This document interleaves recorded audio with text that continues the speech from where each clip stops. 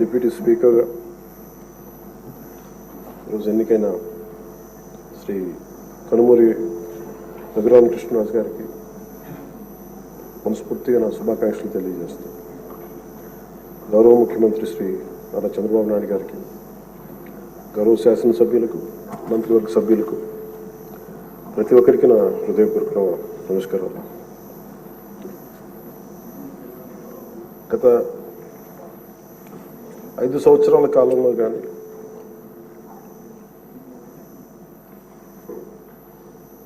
నా political observation కానీ, నేను పాలిటిక్స్ రావడానికి రీజన్ కానీ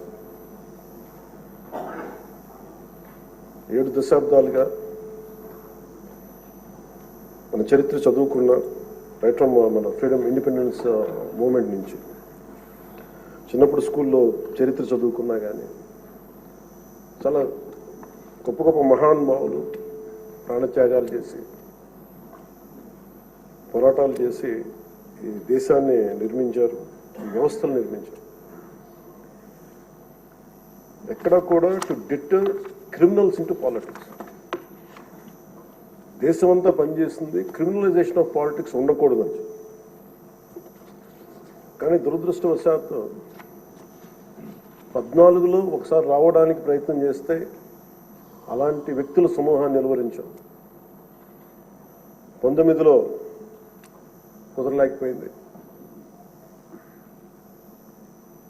19 to 24 అప్పటి ప్రభుత్వం it's an ఎపిటమ్ of criminalization of politics. గౌరవ ముఖ్యమంత్రి గారు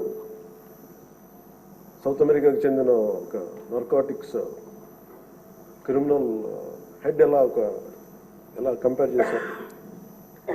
క్రిమినల్ మైండ్ సెట్తో ఉన్న వ్యక్తులు కనుక రాజ్యాన్ని వెళితే వాళ్ళు దేనికి గౌరవం ఇవ్వరు, వ్యవస్థలకు గౌరవం ఇవ్వరు, రాజ్యాంగ విధానాలకు గౌరవం ఇవ్వరు, ఎవరైనా బలి చేయగలరు.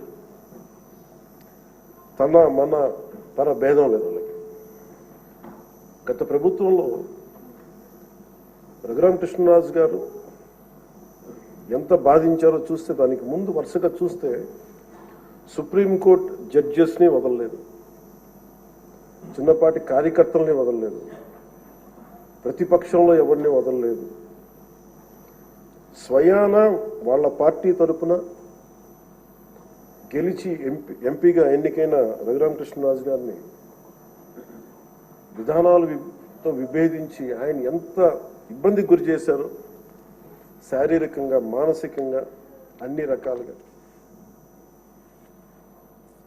ఒక ఎంపీకి ఒక తీసుకెళ్ళి అరెస్ట్ చేస్తారు, ఏదో ఇబ్బంది పెడతారు, అట్లా ఏదో అనుకున్నాం. కానీ ఆయన మీద ఒక 3rd degree మెథడ్స్ వాడటం, బెదిరించడం.